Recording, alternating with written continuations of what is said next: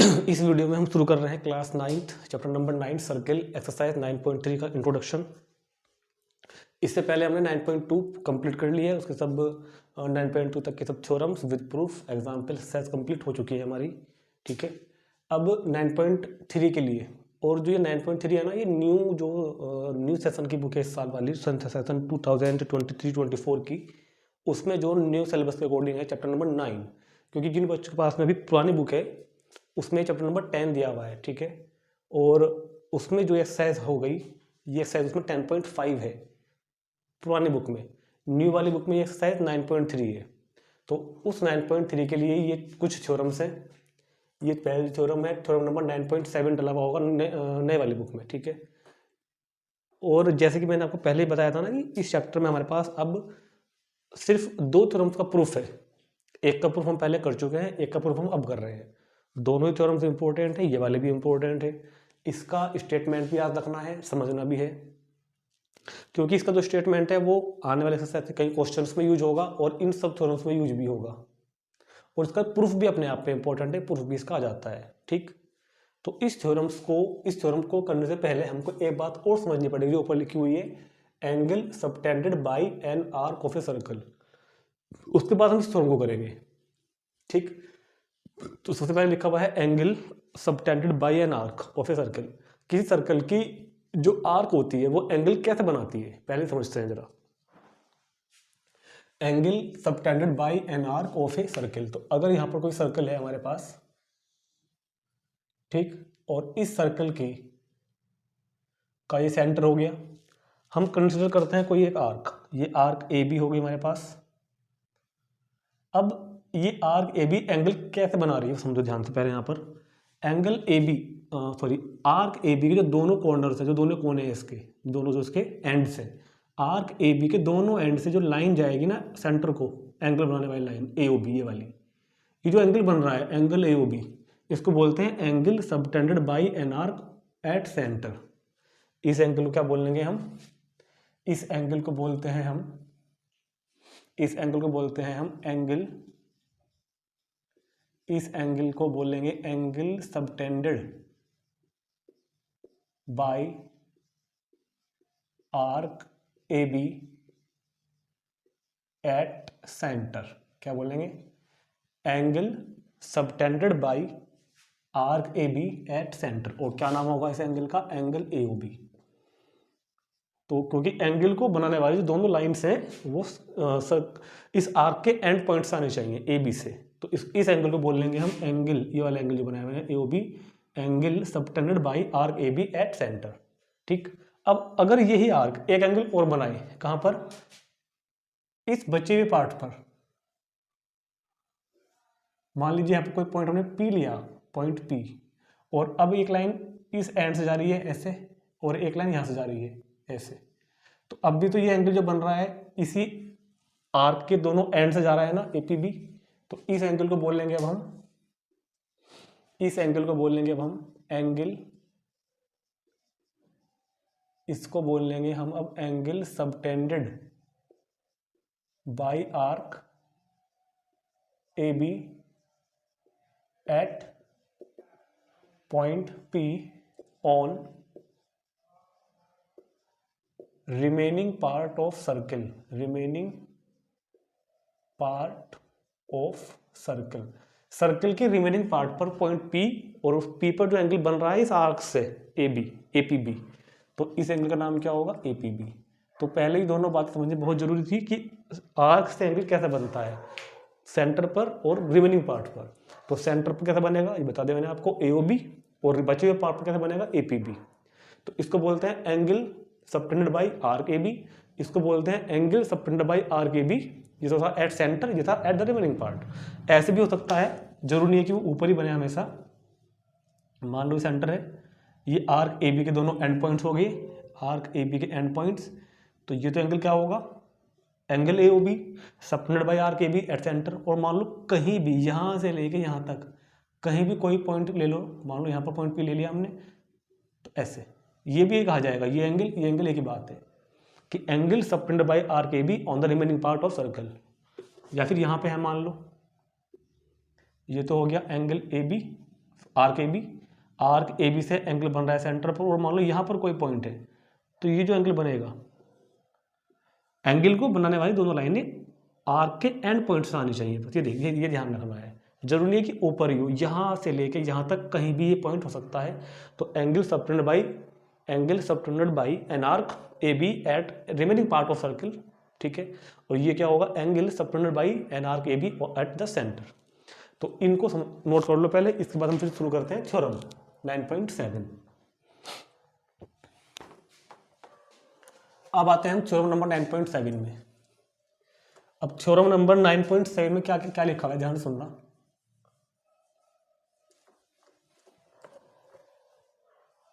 Theorem number 9.7 में लिखा हुआ है कि the angle subtended bye N arc at centre, जो मैंने आपको ही बताया बात, the angle subtended bye an arc, किसी आर्क द्वारा सेंटर पर बनाया हुआ एंगल।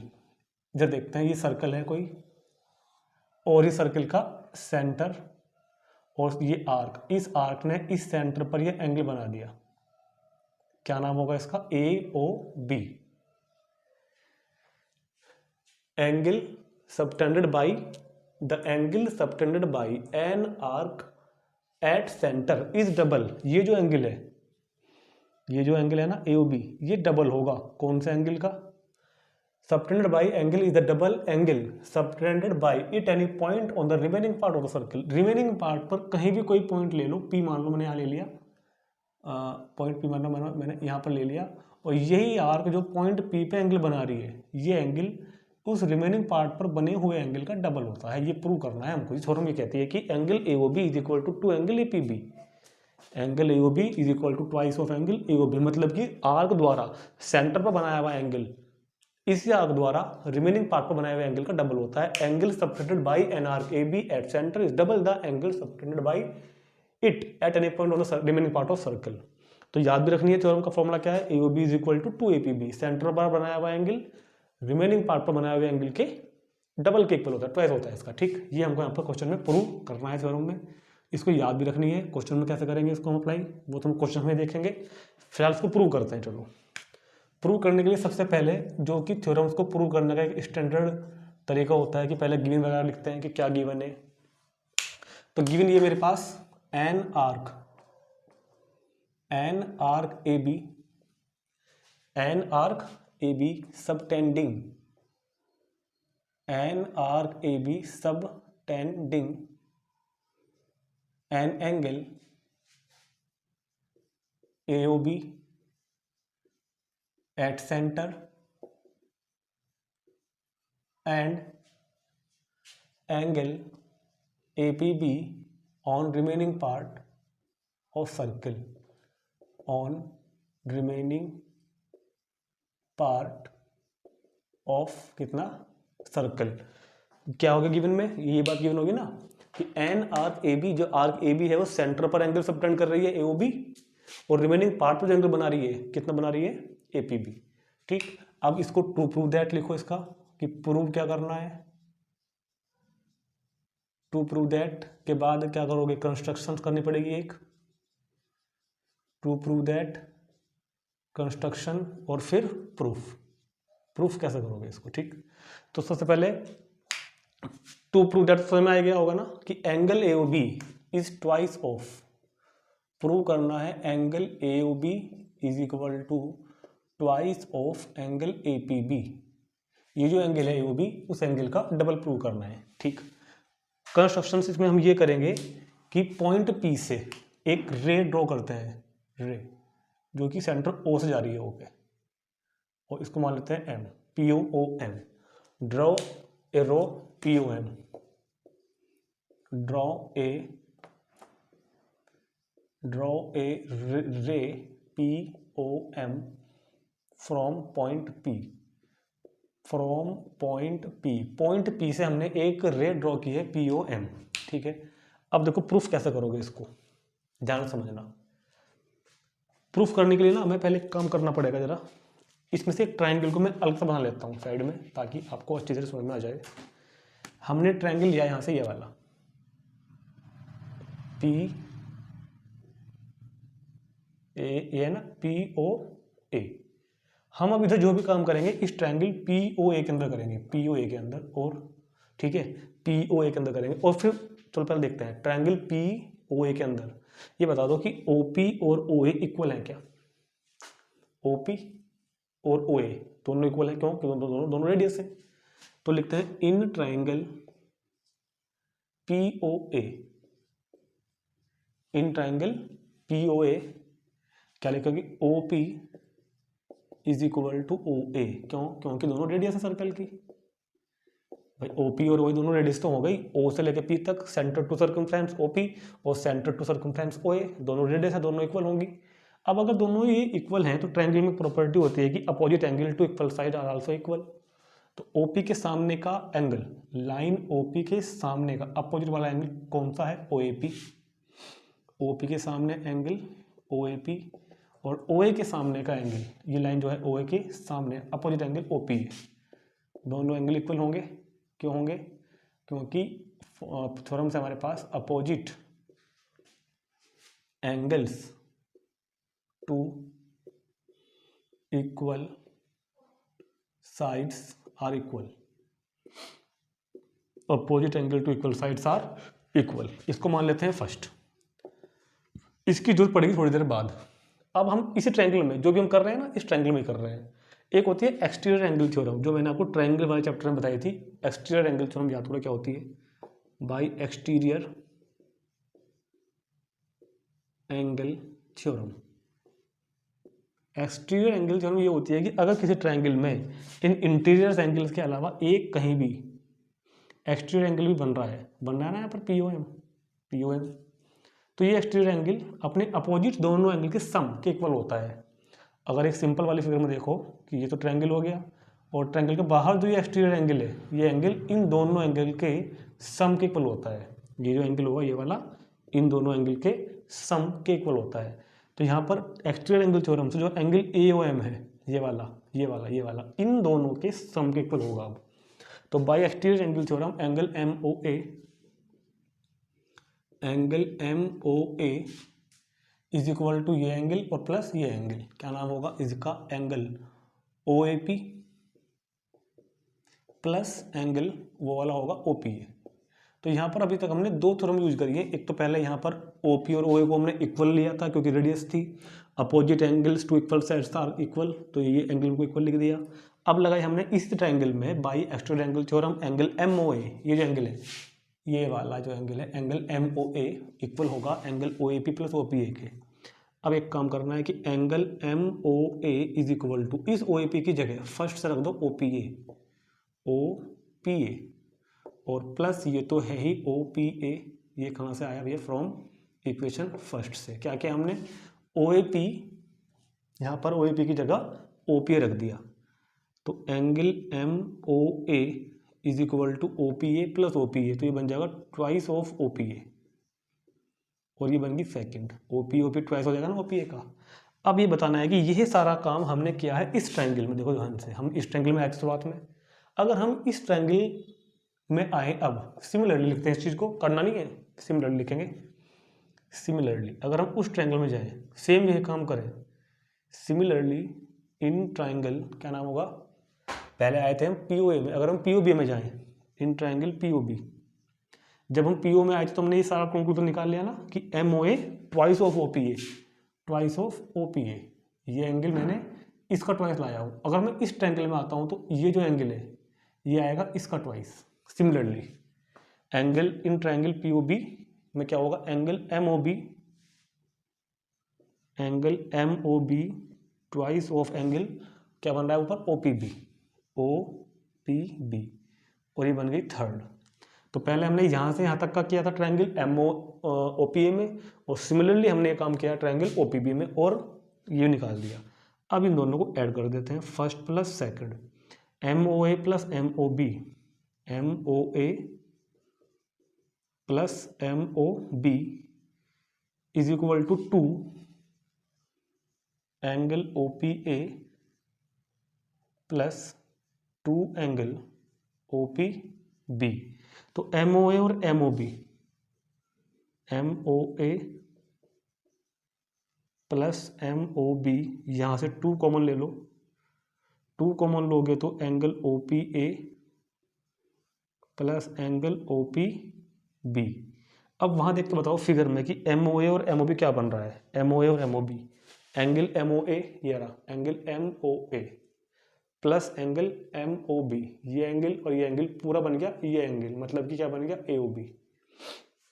तो एम ओ ए और एम ओ बी प्लस होके बन गया angle A O B is equal to 2 into angle O P A और O P B. O P A और ओ पी बी देखो कहाँ बन रहा है, ओ पी ए ये वाला और ओ पी बी ये वाला, ओ पी ए और O P B, O P A और ओ पी बी प्लस होके बन रहा है पूरा पूरा A P B, angle A P क्या बन रहा है एंगल ए पी बी। और देखो ध्यान से यही हमें प्रूव करना है थ्योरम में कि angle A O B is equal to twice angle A P B. तो ये हमने तुम्हारा थ्योरम पूरी कंप्लीट प्रूव कर दी, हेंस प्रूव्ड। तो बहुत इंपॉर्टेंट थ्योरम है, प्रूफ करने के लिए आती है और यूज तो उसको हम क्वेश्चंस में करेंगे ही। ठीक, तो नोट कर लेंगे इसको। और अभी हमको इस थ्योरम से ही 2-3 रिजल्ट और निकालने हैं, वो मैं आपको वही बता रहा हूँ यहीं कहीं। पहले इसको नोट कर लेते हैं इसको, और इसको नोट करने के बाद 1-2 रिमार्क हैं इस थ्योरम के, वो देखते हैं अभी हम। तो क्योंकि मैं अभी इसको रब नहीं करूँगा, फिलहाल मैं उधर करव करता हूँ, पहले नोट करो। ठीक है, अब देखते हैं हम इधर 2-3 रिमार्क्स हैं इस थ्योरम के ऊपर, क्योंकि इस थ्योरम से ना हम कई सारे रिजल्ट्स को प्रूव करेंगे अभी, और क्वेश्चन में तो करनी है हमको इसको। तो रिमार्क्स ये होगा इस थ्योरम का,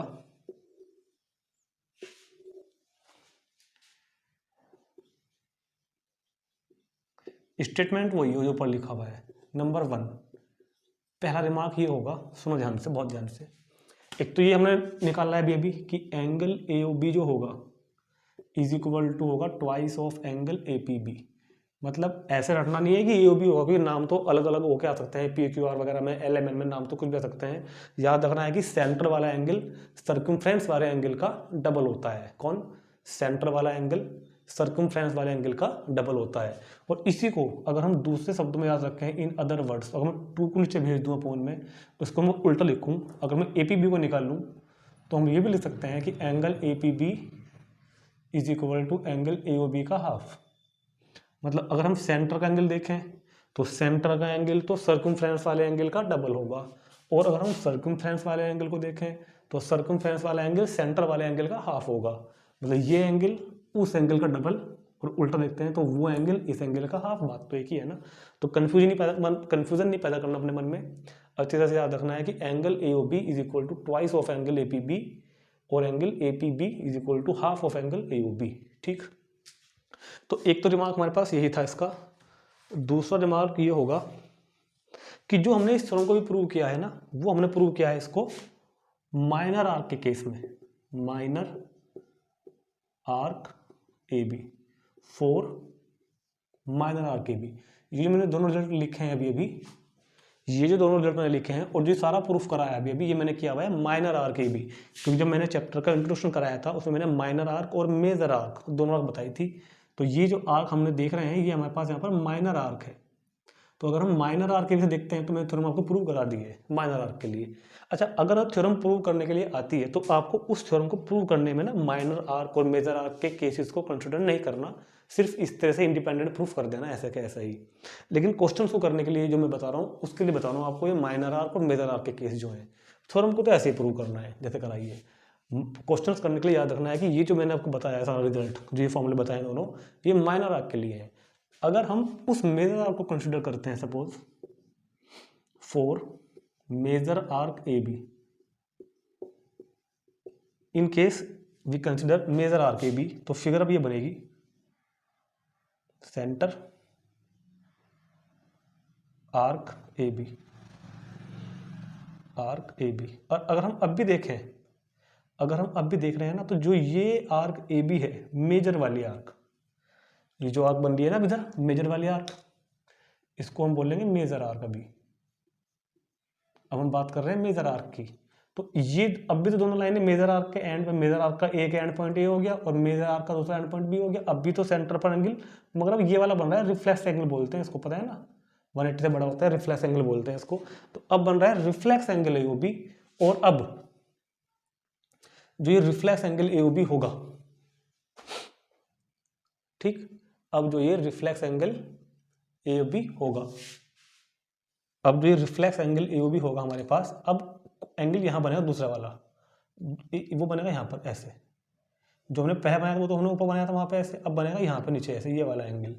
तो फॉर्मूला वही लिखेंगे हम अभी, मेजर आर्क, अब हो जाएगा for major arc reflex angle AOB। पहले वाले में तो ये वाला एंगल AOB था, अब होगा ये रिफ्लेक्सिव एंगल AOB, अब होगा रिफ्लेक्स एंगल AOB, और अब ये वाला एंगल का डबल होगा, ट्वाइस ऑफ एंगल इसका जो इधर बना हुआ है नीचे की तरफ APB, रिफ्लेक्स एंगल AOB। मतलब अगर हम उस केस को कंसिडर करें तो reflex angle AOB is equal to होगा इस वाले एंगल के APB के, ठीक। तीसरी बात, अगर ये ना तो मेजर आर्क हो और ना ही ये माइनर आर्क हो, अगर ये सेमी आर्क हो, अगर ये सेमी आर्क हो, या फिर ये कहो ये अगर हमारे पास सेमी सर्कल हो, क्योंकि सेमी सर्कल भी सेमी आर्क का ही केस होता है। अगर हम सेंटर O ले लें और जो हमने दोनों रेडियस ये वाली ली थी, अगर हम रेडियस को एक तो रेडियस ये वाली ले लें और एक रेडियस ले लें ये वाली, मतलब कि ये अगर एक डायमीटर बन जाए BOA, अगर ये एक डायमीटर बन जाता है मान लो, अब भी तो रेडियस है ना OA और OB, अब भी तो एंड पॉइंट से एंगल बन रहा है, तो अब ये एंगल कितना बन रहा है यहाँ पे, अब ये एंगल बन रहा है 180 डिग्री, अब तो एंगल 180 डिग्री बन रहा है ना। और रिमेनिंग पार्ट पर पॉइंट्स कहाँ पे कंसिडर करूँगा, P यहाँ पर, रिमेनिंग पार्ट पर बात वही है, पहले दोनों रेडियस हमने इस तक ली थी जो किसी पर्टिकुलर अलग एंगल पे थी, अब हमने 180 के एंगल पे ले ली दोनों रेडियस को। तो अब ये लाइन जो AB लाइन थी, ये जो लाइन थी मैंने इसको ऐसे खोल दिया ना पकड़ के, तो अब ये सेंटर बन गया, सॉरी क्या सेंटर करूँगा, डायमीटर बन गया अब। तो अब भी तो एंगल बन रहा है ना कहीं ऊपर जाके। तो अब इस थ्योरम के अकॉर्डिंग क्या होगा कि सेंटर पर बना हुआ एंगल, एंगल AOB जो कि सेंटर पर बना हुआ है, ट्वाइस होगा इस एंगल का, मतलब किस एंगल का, APB का। लिखा भी वही है हमने, 2AOB is equal to 2APB, कि जो AOB है जो सेंटर पे एंगल बन रहा है वो सर्कमफ्रेंस पे बने हुए एंगल का डबल होगा। लेकिन इस बार AOB की वैल्यू है हमारे पास, कितनी है, 180 degree is equal to 2APB। तो 2 को अगर मैं अपॉन में ले आऊँ तो APB इज इक्वल टू क्या हो जाएगा, 90 डिग्री। तो यहाँ से हमने रिजल्ट ये निकाल लिया कि सेमी सर्किल में अगर कोई एंगल बना हुआ है, कभी भी याद रखना, सेमी सर्किल में अगर कोई एंगल बना हुआ है तो वो हमेशा 90 डिग्री का होता है। सेमी सर्किल में बना हुआ एंगल 90 डिग्री कब, जब एंगल को बनाने वाली दोनों लाइंस डायमीटर के एंड से आए तब होगा। इसको इस तरह से मत कर देना, कई बच्चे गलती कर देते हैं इसमें, मान लो ये लिखा हुआ है ऐसे, अब नहीं होगा, क्योंकि अब एंगल को बनाने वाली लाइन डायमीटर के एंड से नहीं आ रही। जब एंगल को बनाने वाली दोनों लाइनें डायमीटर के एंड से आए, डायमीटर के एंड से आए, या फिर ये कह लो आर्क AB के एंड से आए, या फिर ये कह लो कि रेडियस के एंड पॉइंट से आए, रेडियस B का एंड पॉइंट, रेडियस OA का एंड पॉइंट, तो इसको बोलते हैं कि सेमी सर्किल में बना हुआ एंगल 90 डिग्री होता है। और ये मैंने यहाँ पे लिखा हुआ थ्योरम में, जो आपको डायरेक्ट याद रखना है कि angle in semi circle is 90 degree, ये वाला angle in semi circle is 90 degree. तो इसी थ्योरम से हमने 2-3 रिजल्ट निकाल लिए हैं जो हमको क्वेश्चन करने में बहुत ही यूजफुल, मतलब हमको यूज जिनकी जरूरत पड़ेगी। एक तो रिजल्ट ये वाला हो गया कि AOB is equal to 2APB, एक ये वाला हो गया APB is equal to half of AOB। Minor arc के केस में, मेजर आर्क में केस में क्या होगा, reflex angle AOB is equal to जो अभी अपोजिट साइड में बना हुआ छोटे वाले आर्क बना हुआ होगा उसका डबल होगा। और सेमी सर्कल के केस में क्या होगा, क्योंकि अब ये जो रेडियस के एंड पॉइंट्स थे वो जब हमने घुमा दिया 180 डिग्री पर, वो क्या बन गया, डायमीटर बन गया। अब जो एंगल बन रहा है वो डायमीटर के एंड से जा रहा है, तो वो कहलाएगा सेमी सर्कल में बना हुआ एंगल। कहीं भी बन सकता है, जैसे कि ऊपर बना हुआ है ना, तो ये नीचे ही बन सकता था कहीं भी, मान लो हमने यहाँ बना दिया तो ये भी तो 180 है ना, तो अब ये 90 होगा। थ्योरम वही लग रही है अभी। तो ये रिजल्ट भी आपको याद रखना है कि angle in semi circle is 90 degree. तो ये थ्योरम हमारी विद प्रूफ विद 2-3 रिजल्ट पूरी हो गई, इसको नोट करेंगे, फिर चलते हैं आगे। अब 2-3 थ्योरम्स की बात और कर लेते हैं जरा।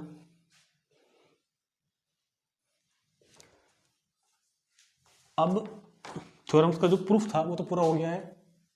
अब 2-3 थ्योरम इधर लिखी हुई है, इनके सिर्फ हमको स्टेटमेंट ही याद रखने हैं और समझने हैं।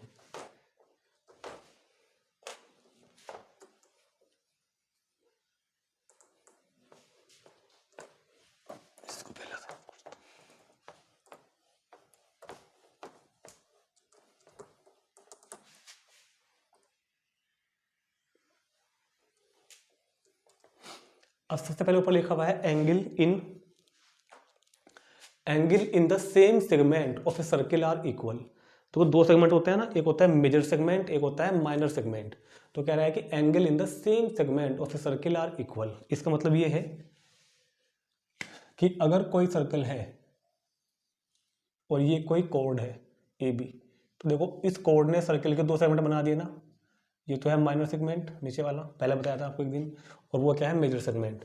तो अगर इस मेजर वाले सेगमेंट में या फिर ये कहो सिर्फ माइनर वाले सेगमेंट में कोई सा एक सेगमेंट लेना है, कह रहा है ना angle in the same segment, या तो सेम वाला यानी कि दोनों एंगल या तो मेजर वाले सेगमेंट में ही हो या फिर दोनों एंगल माइनर वाले सेगमेंट में ही हो। तो इसमें बने हुए एंगल मान लो कि कहीं भी इस पूरे मेजर सेगमेंट में कहीं भी एक एंगल मैंने यहाँ मान लिया पॉइंट पी लेकर, और एंगल मैंने क्या मान लिया ए पी बी। दोबारा करना पड़ेगा, क्या बन गया एंगल ए पी बी, इसी आर्क से बना हुआ है ये भी, इसी कोड से। और इसी में एक एंगल बना हुआ है क्यू पर। याद रखना इस एंगल, इन दोनों एंगल्स को बनाने वाली जो लाइंस ऑफ एंगल्स हैं दोनों इनके एंड पॉइंट से आनी चाहिए, तो ये दोनों एंगल इक्वल होते हैं। ये कह रहा है कि एंगल ए पी बी, ये angle A P B is equal to angle A Q B. Angle in same segment are equal, ये लिखा हुआ है angle in the same segments of a circle are equal. एक ही segment में बने हुए एंगल, अब चाहे वो यहाँ बने हुए होते, मान लो यहाँ पे ऐसे बना दूँ एक एंगल तो ये बन गया, और एक ऐसे बना दूँ ये बन गया। तो एंगल इन सेम सेगमेंट या तो वो दोनों मेजर सेगमेंट में बने हुए हों या वो दोनों माइनर सेगमेंट में बने हुए हों। अगर एक ही सेगमेंट में दो एंगल बन रहे हैं तो दोनों एंगल बराबर होंगे, इक्वल होंगे, बशर्ते वो दोनों एंगल को बनाने वाली लाइंस ऑफ एंगल उसी कोड के एंड पॉइंट से या फिर उसी आर्क के एंड पॉइंट से आने चाहिए। ऐसे ये जो लाइन एंगल बन रहा है तो उसकी लाइन कहाँ से आ रही है, एंड पॉइंट से। इसकी कहाँ से आ रही है, एंड पॉइंट से। किसके एंड पॉइंट से, कोड के या फिर आर्क के। तो अगर एक ही सेगमेंट में बनने वाले दो एंगल्स की लाइंस ऑफ एंगल जो है वो कोड के एंड पॉइंट से या फिर ये कह लो कि आर्क के एंड पॉइंट्स आ रही है, तो हम बोलते हैं कि एंगल इन सेम सेगमेंट। और angle in same segments equal होते हैं, ये बात आपको याद रखनी है, सिर्फ याद रखनी है क्वेश्चंस करने के लिए। क्वेश्चंस में हम इसको यूज भी करेंगे। फिलहाल इसका प्रूफ हमारे सिलेबस में नहीं है तो हम नहीं करा रहे हैं इसको, पहले इसका प्रूफ भी कराते थे। ठीक, अब चलते हैं 9.9 पर। If a line segment join two points, अब सुनो ध्यान से क्या कह रहा है। If a line segment join two points, points A और पॉइंट बी को ज्वाइन करने वाला लाइन सेगमेंट हो गया एक तो। If a line segment joining two points subtends equal angle to other points lying on the same side of the line containing the line segment. समझ में नहीं आया ना। ये कह रहा है कि अगर if a line segment joining two points, ये लाइन सेगमेंट है ए बी जो दो पॉइंट्स को ज्वाइन कर रहा है। अब दो पॉइंट्स और हैं और दोनों इस लाइन सेगमेंट के एक ही ओर हैं। दो पॉइंट्स और लूंगा मैं अभी सी और डी, लेकिन दोनों लेने एक ही तरफ है, या तो इधर लो या इधर लो। मैं इधर ले लेता हूँ, एक मैंने सी मान लिया, जहाँ मन कर वहाँ मान लो, एक मैंने डी मान लिया। ये कह रहा है कि if a line segment joining two points, आपकी बुक में भी है नई वाली में थ्योरम पॉइंट 9.9 ओनली स्टेटमेंट है। If a line segment joining two points, if a line segment, ये जो लाइन सेगमेंट है ज्वाइनिंग टू पॉइंट्स जो कि दो पॉइंट्स को ज्वाइन कर रहा है, सबटेंड्स इक्वल एंगल, ये इक्वल एंगल सबटेंड कर रहा है इन पॉइंट्स पर। जितना एंगल ये है उतना ही एंगल ये है, मतलब एंगल ए सी बी और is equal to angle A D B. तो if a line segment joining two points subtends equal angle of another two points containing the same side then 4 points lie on a circle. तो ये जो चारों point बन गए हैं ना, ये चारों पॉइंट एक सर्कल पर ही होंगे। अगर हम इन चारों एक सर्कल बनाए इन चारों को लेकर, तो चारों पॉइंट सर्कल की बाउंड्री पे ही आएंगे। ये कह रहा है कि अगर दो पॉइंट्स को लाइन करने वाला, सॉरी दो पॉइंट्स को लाई करने वाला लाइन सेगमेंट के एक ही ओर दो अनदर पॉइंट्स लें और उन दोनों पॉइंट्स पर ये लाइन सेगमेंट इक्वल एंगल बनाता है, equal angle A C B और ए डी बी, तो ये चारों पॉइंट क्या होंगे, साइक्लिक होंगे। साइक्लिक मतलब एक ही सर्कल पर पड़ेंगे, ये मतलब है। बस ये इतना ही इसका स्टेटमेंट आपको याद रखना है खाली, कि चारों पॉइंट्स क्या होंगे, साइक्लिक होंगे। कब, अगर ये लाइन सेगमेंट अपने एक ही ओर पड़ने वाले दो पॉइंट्स पर इक्वल एंगल सबटेंड कर रहा है, then these all points A B C D are cyclic, यानी कि एक ही साइकिल पर होंगे। ठीक है, इसको भी नोट कर लेंगे और थ्योरम को याद रखनी है। फिर आता है मेरे पास और नेक्स्ट टॉपिक आता है अगला, साइक्लिक क्वाड्रिलेटरल। नेक्स्ट क्या थ्योरम है, साइक्लिक क्वाड्रिलेटरल। थ्योरम नहीं है तो कह रहे डेफिनेशन लिखवा रहा हूँ आपको। साइक्लिक क्वाड्रिलेटरल, तो अगर कोई सर्कल है या ये क्या हो, कोई क्वाड्रिलेटरल है और उस क्वाड्रिलेटरल के चारों पॉइंट अगर सर्कल पर हो, एक क्वाड्रिलेटरल के चारों पॉइंट अगर सर्कल पर हो, तो हम कहते हैं कि हम कहते हैं क्वाड्रिलेटरल कैसा है, साइक्लिक क्वाड्रिलेटरल।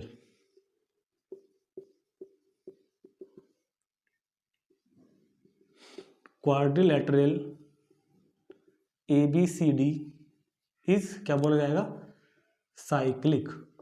तो कोई क्वाड्रिलेटरल, साइक्लिक क्वाड्रिलेटरल कब होता है, cyclic quadrilateral if quadrilateral is called cyclic if all the 4 vertices, अगर इसके चारों vertices lie on a circle, अगर किसी क्वाड्रिलेटरल के चारों वर्टेक्स, चारों वर्टिसेस एक ही सर्कल की बाउंड्री पर हो, तो उसको बोलते हैं कि साइक्लिक क्वाड्रिलेटरल है। ठीक, अब जो ये मैंने दो थ्योरम्स लिखी हुई है ना आगे, ये साइक्लिक क्वाड्रिलेटरल की ही लिखी हुई है। बहुत आसान थ्योरम है। साइक्लिक क्वाड्रिलेटरल की डेफिनेशन समझ में आ गई ना, कि अगर क्वाड्रिलेटरल के चारों वर्टिसेस सर्कल पर ही हो तो उसको बोलते हैं साइक्लिक क्वाड्रिलेटरल। अब थ्योरम नंबर 9.10 जो लिखी हुई है, वो लिखी हुई है कि साइक्लिक क्वाड्रिलेटरल के अपोजिट एंगल का सम, एंगल A और एंगल C और इसी तरह एंगल B और एंगल D, साइक्लिक क्वाड्रिलेटरल के अपोजिट एंगल का सम 180 डिग्री होता है। ये लिखा हुआ है बस। The sum of either pair of opposite angle, either मतलब दोनों पेयर का, कोई से भी एक का, the sum of either pair of opposite angle of a cyclic quadrilateral is 180 degree. मतलब क्या कहने का कि साइक्लिक क्वाड्रिलेटरल के अपोजिट एंगल का सम, A और C का सम 180 डिग्री होगा, इसी प्रकार B और D का सम भी 180 डिग्री होगा। तो थ्योरम में लिखी हुई है कि the sum of either pair of opposite angle, किसी साइक्लिक क्वाड्रिलेटरल के अपोजिट एंगल का सम 180 डिग्री होता है, या ये कह लो the opposite angle of a cyclic quadrilateral is supplementary. Supplementary का मतलब तो यही होता है ना कि दो एंगल का सम अगर 180 डिग्री हो तो दोनों एंगल क्या बोले जाते हैं, सप्लीमेंट्री एंगल। तो साइक्लिक क्वाड्रिलेटरल की प्रॉपर्टी नंबर 1 क्या बताई मैंने आपको, कि अगर कोई क्वाड्रिलेटरल साइक्लिक है तो उसके जो अपोजिट एंगल होंगे A और C और B और D का सम कितना होगा, 180 डिग्री। जो नेक्स्ट थ्योरम है इसका कन्वर्स है। कन्वर्स ये है कि अगर कोई क्वाड्रिलेटरल दिया हुआ है आपको पहले से ही और उस क्वाड्रिलेटरल के अपोजिट एंगल का सम 180 डिग्री आ गया, किसी क्वाड्रिलेटरल के अपोजिट एंगल का सम अगर 180 डिग्री आ गया, A और C का, B और D का, तो हम कहते हैं कि ये क्वाड्रिलेटरल साइक्लिक है। तो थ्योरम का कन्वर्स क्या है कि अगर किसी क्वाड्रिलेटरल के अपोजिट एंगल का सम 180 डिग्री है, then quadrilateral is said to be cyclic quadrilateral. तो थ्योरम का इधर से उधर भी है, इधर से उधर भी है, मतलब कि कन्वर्स भी है कि the sum of opposite angle of a cyclic quadrilateral is 180 degree, और if the sum of the opposite angle of a quadrilateral 180 degree then it is cyclic. तो अगर क्वाड्रिलेटरल्स के एंगल का सम 180 डिग्री है तो ये साइक्लिक होगा, और अगर क्वाड्रिलेटरल साइक्लिक है तो इसके एंगल का सम 180 डिग्री होगा। तो दोनों तरफ दूसरे की कन्वर्स हैं।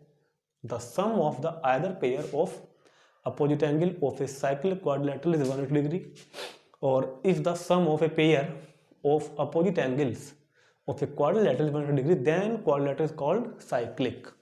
ठीक तो ये हमारा साइक्लिक क्वाड्रिलेटरल भी टॉपिक पूरा हो गया था। पहले इन सब थ्योरम्स का प्रूफ भी था, अब प्रूफ नहीं है इनका।